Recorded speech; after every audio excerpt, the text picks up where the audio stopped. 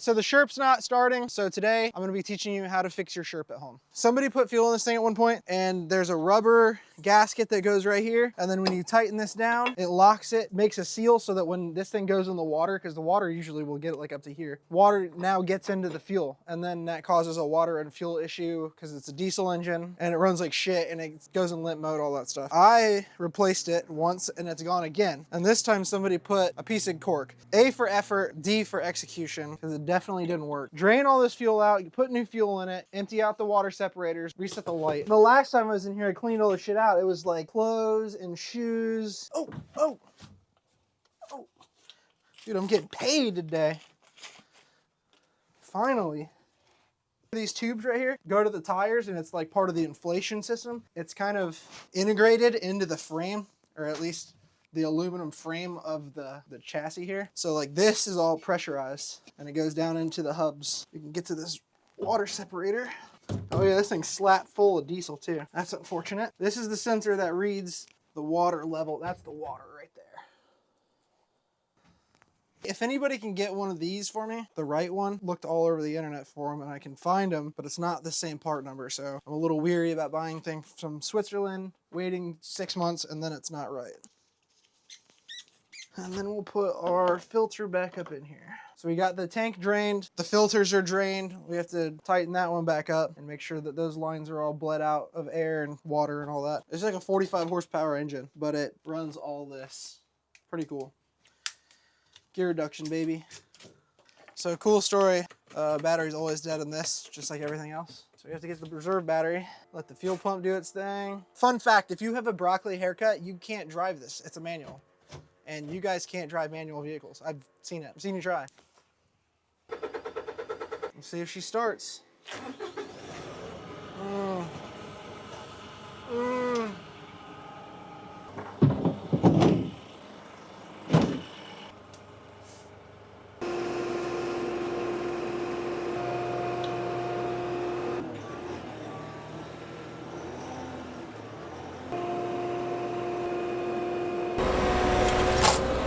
Hey, you can't get stuck in this thing, at least not back here.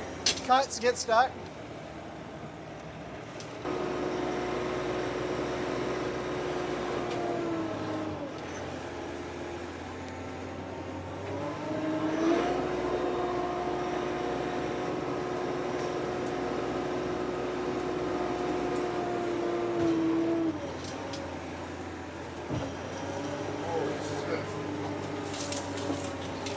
Found the trail. All right, so that's how you fix your Sherp at home. It's been a long time since I've been to a car meet, so we're gonna head to the car meet with the Sherp, see if we can get some races in.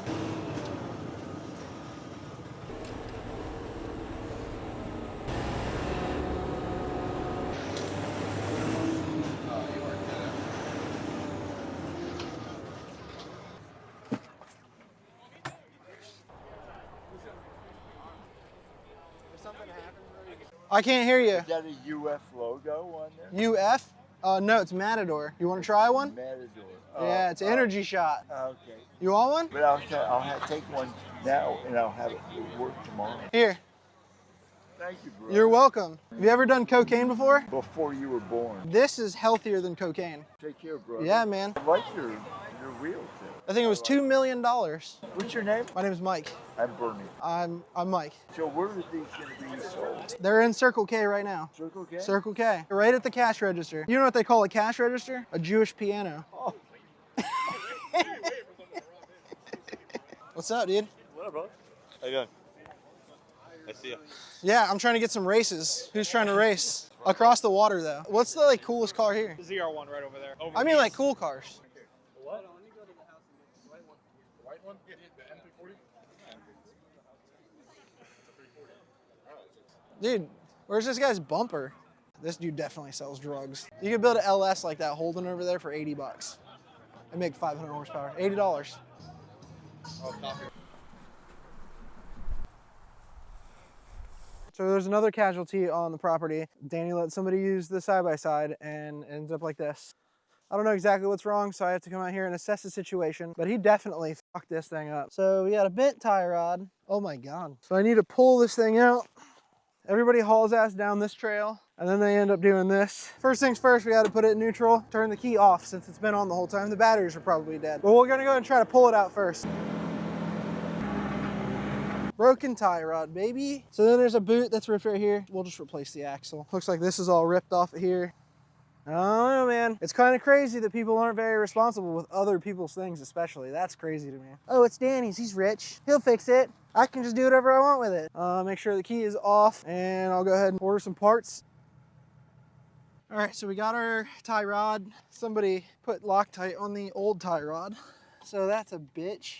So if you were the previous person to work on this, I just want to let you know that they make these things called brackets that hold these brake lines out of the way so they're not getting all jammed up, and zip ties aren't really like the right option here. Just a little snug is all it needs. Doesn't need to be crazy. Slide our boot on, put our jam nut on. So I'll try to turn the steering wheel straight.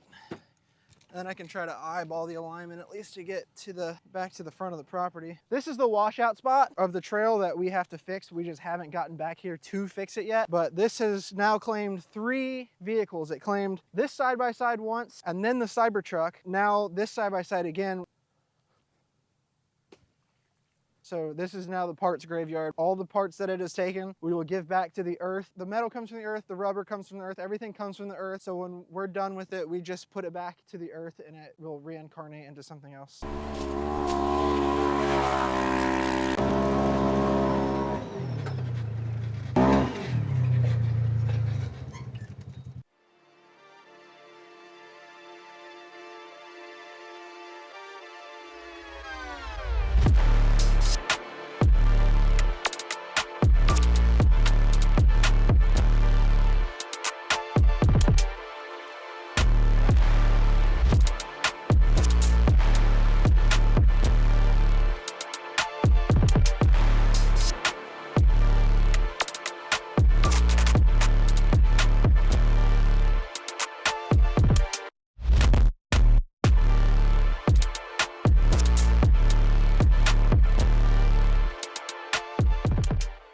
Story time. These are the pistons that came out of my JZ motor, starting with cylinder 6. Cylinder 6 actually looks good. For some reason, this was the cylinder that was down on compression the most. 5 is a little rough. 4 is pretty bad. 4's chewed up. 3's got some scarring.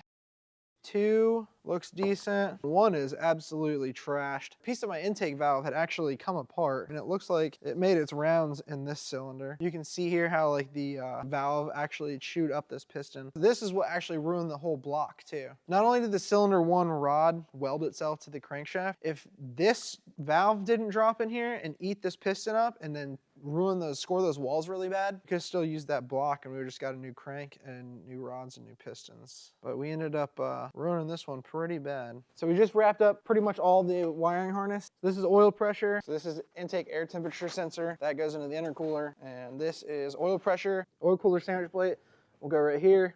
And then the oil filter go on that. And then I can plug in my oil pressure switch. Everything's connected, harness is connected. Underneath, all I have to do left is the exhaust. Hook up the vacuum lines to the wastegate. So realistically, we just need to hook these coolant lines up right here. Next week, we're gonna have a running drift car, I promise. We just gotta do a couple things. Obviously, we gotta put the cam in there. I mean, it's really just a matter of a few things, honestly. There's nothing different except for we went 10 or 10.5 to 1. I just do what the tuner tells me to do, and then I put it together, and then I make him make it good. This car is very 2010. The Evo 2 Plus is in here for fat people. The ASD hydro handbrake, don't even make them like that anymore. Turn on power steering pump.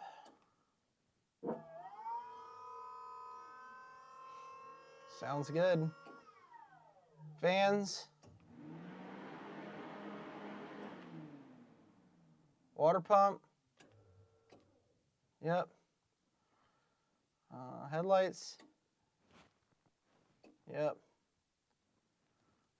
Starter, imagine. Got the old sprint car radiator with the Mishimoto race fans, the Bosch 44, and the Aeromotive brushless. Today I'm going to teach you how to install a riv nut. First you're going to need a riv nut, and you're going to need a riv nut gun. So the cool thing about these, if you ever like installed a rivet you can install a riv nut. A riv nut is basically, it's like a threaded fucking thing. You drill a hole, you put it in there like a rivet, you squeeze it like a rivet, and then when you take it off, you have a hole for threads. You can bolt shit to it. I mean, I use them all over the race car. I usually just put them wherever I need a hole or a bracket, where I need to put like a bracket, and I need to drill a hole, and I need it to be threaded. Like the top of the carbon fiber roof is all riv nutted on. This is riv nutted on here. My fenders are riv nutted on. My butthole has a riv nut, so you can thread it in and close it off. Riv nuts rule the world. So you take your riv nut, and you're gonna run it on your riv nut gun, right? You're gonna drill your hole out to whatever size that it says on the package. This one happens to be 3/8. You're gonna run it in here just like a rivet. We'll do the same thing with the next one.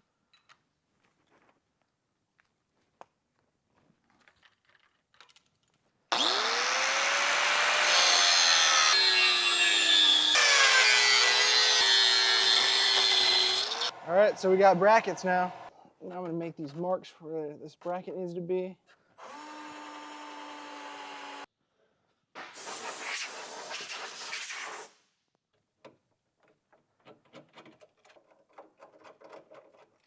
One.